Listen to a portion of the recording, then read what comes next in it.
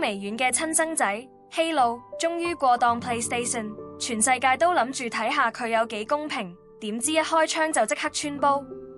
PS5 玩家發現同一支突擊步槍喺 Xbox 上面係神槍手，喺 PS5 上面就變咗人體瞄邊大師，準確度硬係差啲。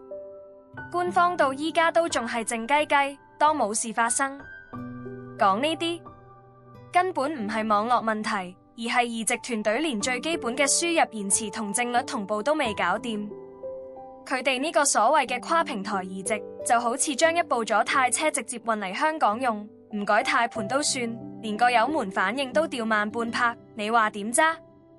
去到呢度等我做個總結，講真，連槍感呢啲 FPS 嘅靈魂都做唔到一致，仲話咩 Evolved？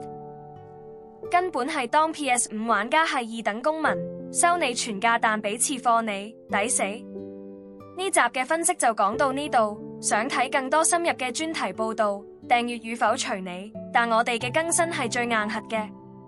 下集見。